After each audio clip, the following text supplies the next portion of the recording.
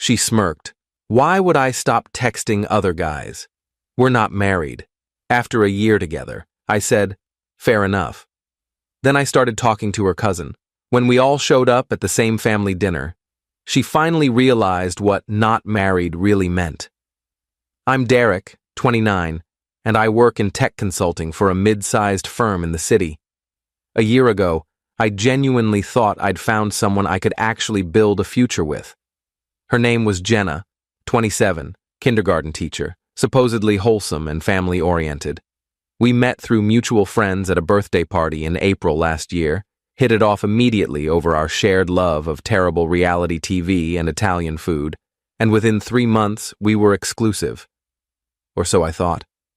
The problems started around month 8, somewhere in late December. I noticed she was always on her phone, always laughing at texts she wouldn't show me. At first, I figured it was just her friends or maybe her teacher group chat, but it was constant. We'd be watching a movie and her phone would buzz every 5 minutes. She'd smile at the screen, type back quickly, then set it down face down. When I asked who she was talking to, she'd get immediately defensive. Just friends, Derek. God, you're so insecure. I let it slide because I didn't want to be that boyfriend, the controlling type who monitors every message. But it kept happening. At dinners, at the movies, even when we were in bed watching TV at night, her phone would light up and she'd smile at the screen like I wasn't even there. One night in early March, I finally asked her directly. We were at my apartment, supposed to be having a quiet evening together. I'd made dinner, poured wine, set everything up nice. She'd been texting someone for the past 20 minutes straight, while I sat there like furniture, watching her thumbs fly across the screen. Jenna, who are you talking to? She didn't even look up. Does it matter? Yeah, actually, it does. We're supposed to be spending time together. She finally glanced at me, and there was this expression on her face I'll never forget. Part annoyed, part amused, like I was a child asking a stupid question. Derek, they're just guy friends. We talk. It's not a big deal.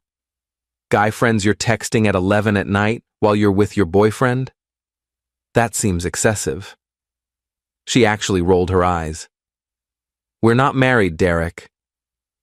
Why would I stop texting other guys? I'm allowed to have friends. I had a life before you, and I still have one now. I stared at her, feeling something shift in my chest.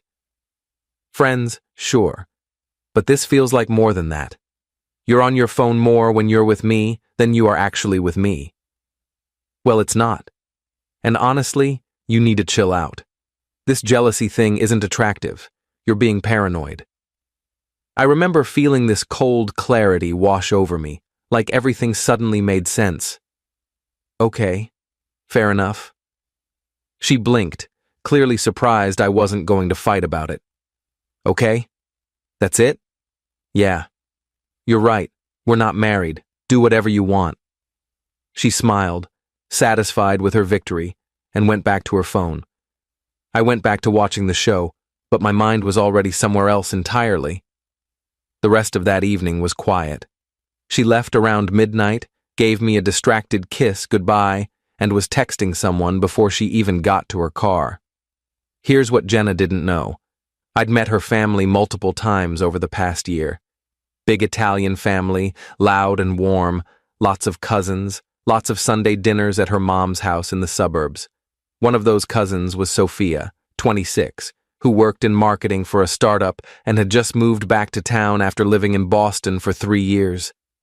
We'd talked a few times at family gatherings, always friendly, always brief.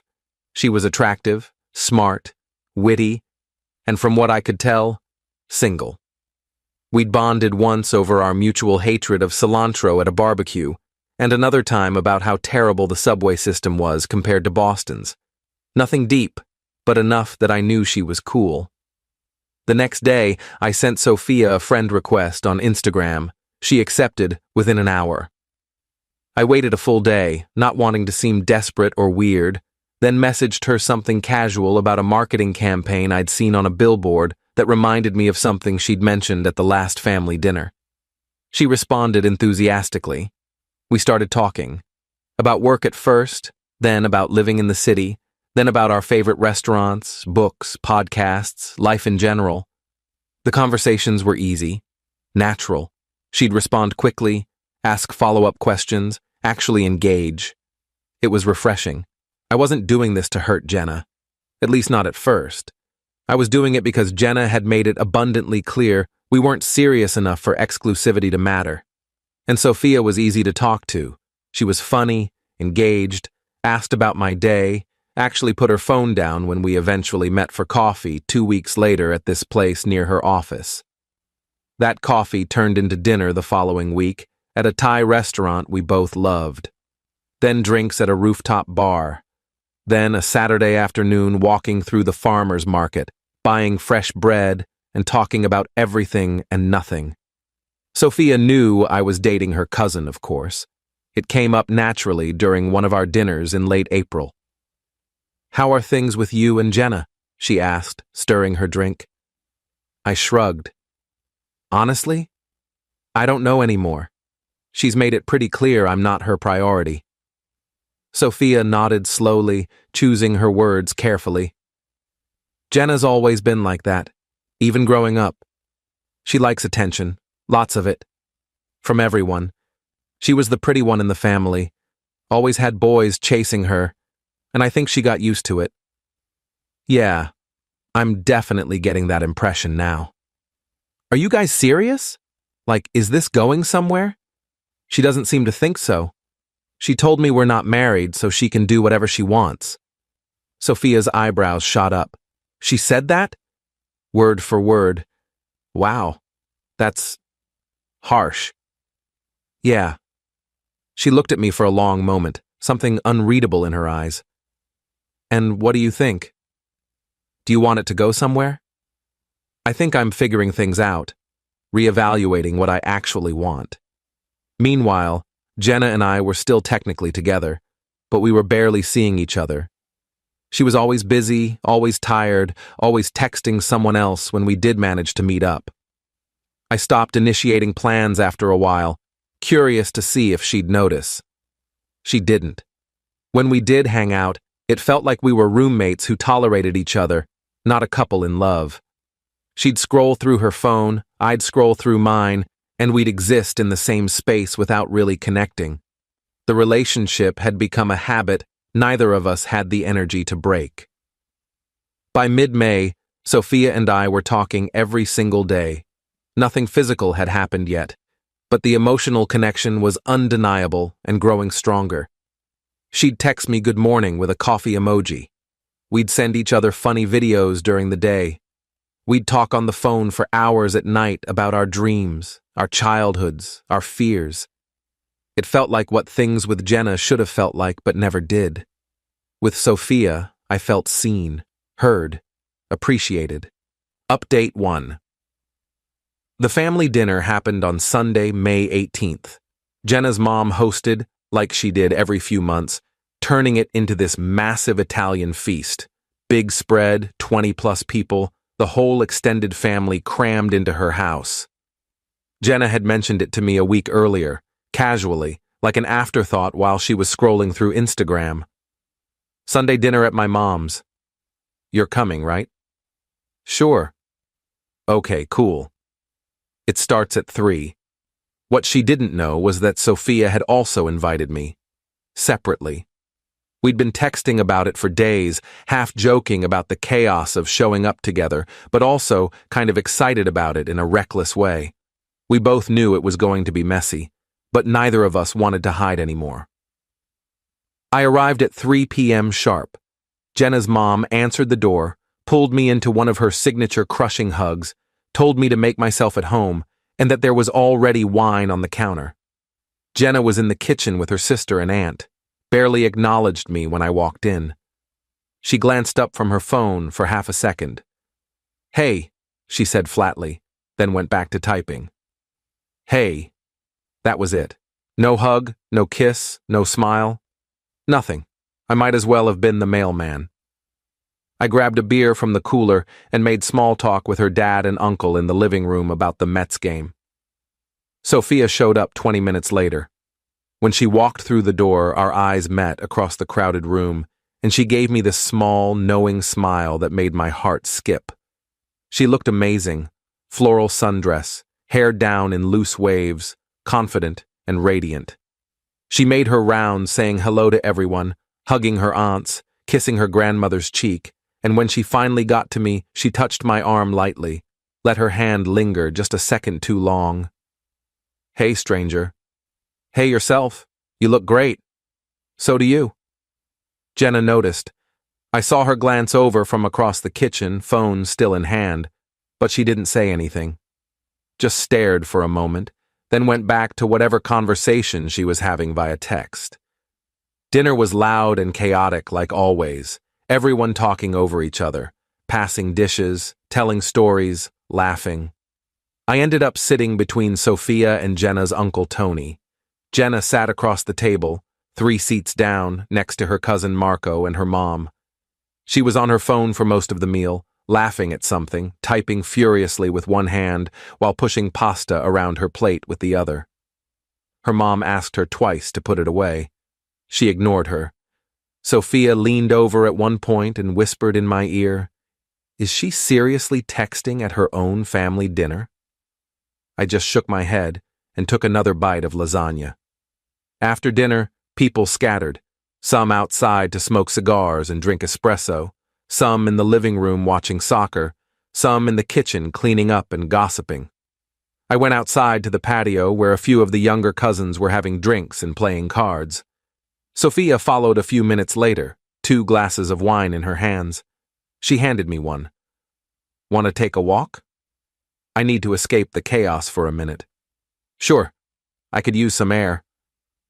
We walked around the block slowly, talking and laughing about her uncle's terrible jokes and her grandmother's insistence that everyone was too skinny.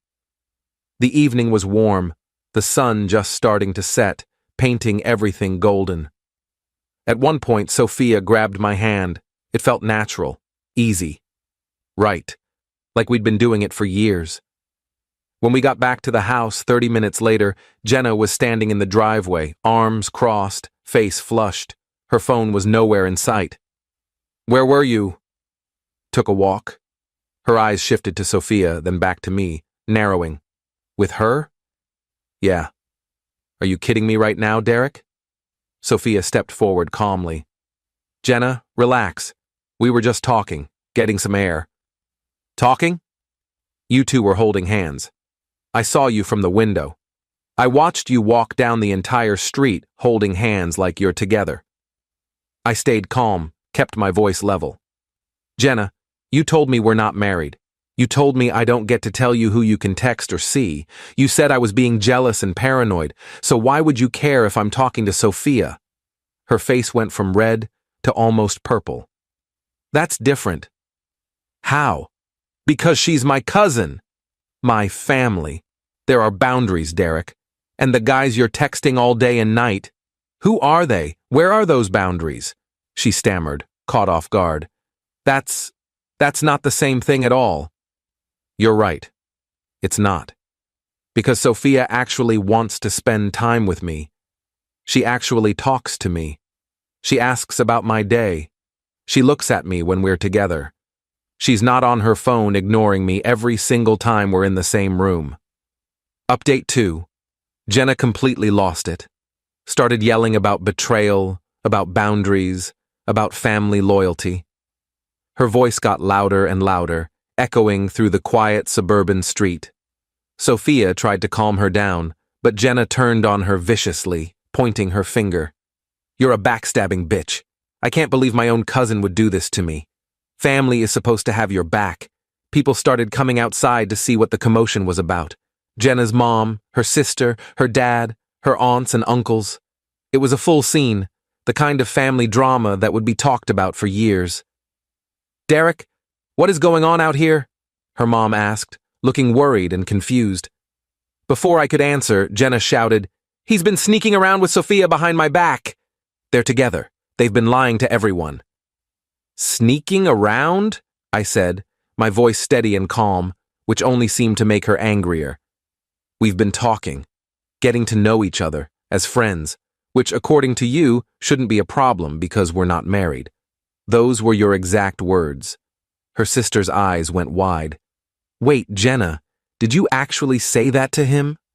Jenna's face went from red to pale in an instant. That's not... I didn't mean... You're twisting my words. You literally told me 2 months ago, sitting in my apartment, that you don't have to stop texting other guys because we're not married. You said I was being jealous and insecure for even asking about it. You said I needed to chill out because it wasn't attractive. Sophia spoke up, her voice firm. Jenna, is that true? Did you really say that?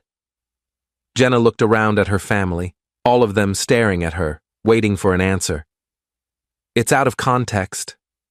He's making it sound worse than it was.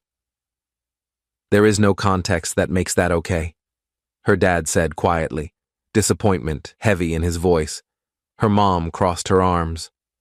Jenna Marie, did you say that to this man? Jenna's eyes filled with tears. I just meant I should be able to have friends without him breathing down my neck every second. He was being controlling. Friends don't text at all hours of the night, Sophia said. Friends don't make you feel invisible in your own relationship. I've watched you ignore him at family dinners for months. I added, and friends don't get treated better than your actual boyfriend. Every single guy in your phone gets more attention than I do. You smile at your phone more than you smile at me. Jenna tried to redirect, her voice getting desperate. This doesn't excuse you going after my cousin. That's a violation. That's disgusting. I didn't go after anyone. Sophia and I became friends. We connected over real conversations. And unlike you, she actually makes me feel like I matter, like I'm not just some placeholder until something better comes along. Jenna's sister muttered, Oh my God, Jenna, what is wrong with you? Her mom looked at me sadly. Derek, I'm so sorry. I had no idea she was treating you like this. Update 3. The rest of the dinner was incredibly awkward. Jenna locked herself in the upstairs bathroom for 20 minutes, crying loudly enough that everyone could hear.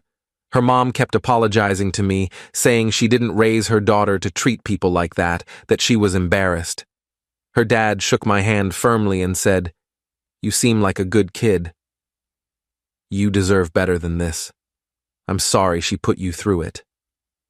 When Jenna finally came out, her eyes red and swollen, she avoided everyone, grabbed her purse from the kitchen counter, and left without saying goodbye to anyone.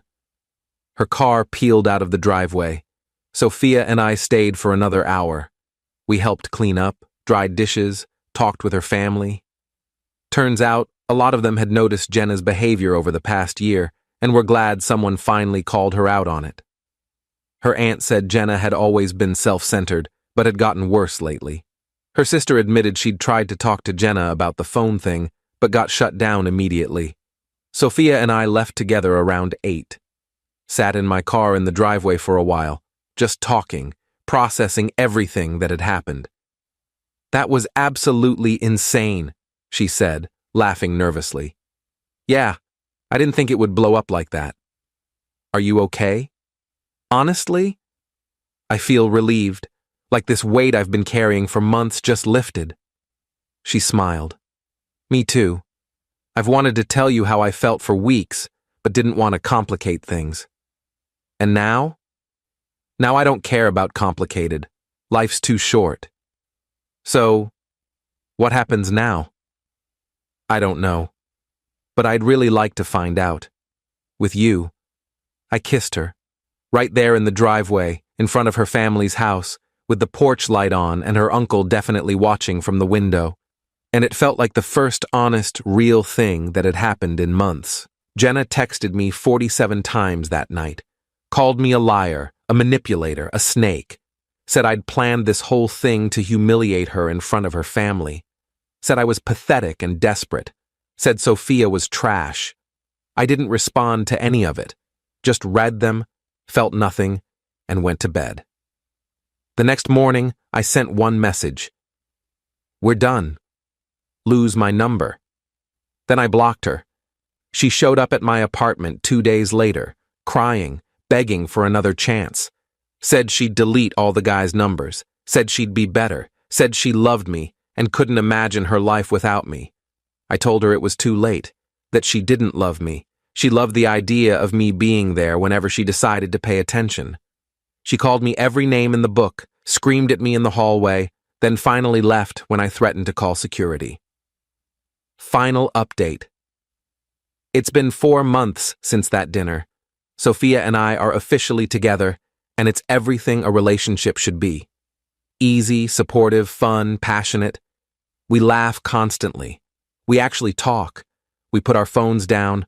Her family loves us together, which is hilarious considering how it started. Even Jenna's mom hugged me at a family barbecue in July and whispered, "I'm glad you found someone who appreciates you. You two are good together." Jenna, from what I've heard through the family grapevine, is still single and still doing the same thing, texting multiple guys, keeping them all on rotation, refusing to commit to anyone. Her sister told Sophia that Jenna complains about me constantly at brunch, says I ruined her life and humiliated her, but also admitted in a moment of honesty that she took me for granted and regrets it now. No kidding. I don't regret how it happened. Did I handle it perfectly? Probably not. Could I have broken up with her first before pursuing Sophia? Sure, but Jenna made the rules. She told me we weren't serious enough to care about boundaries. She told me I was paranoid for even asking. I just took her at her word. And when she realized what that actually meant, when she saw someone else treating me the way she should have been treating me all along, it was too late. Edit 1. A lot of people are asking if I feel bad about Sophia being her cousin. Honestly, number. Sophia and Jenna were never that close growing up. They saw each other at family events, but didn't really talk outside of that. They're not friends.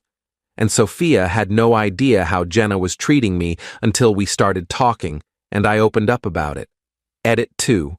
Yes, Jenna still tries to text me sometimes from different numbers. I have her blocked everywhere.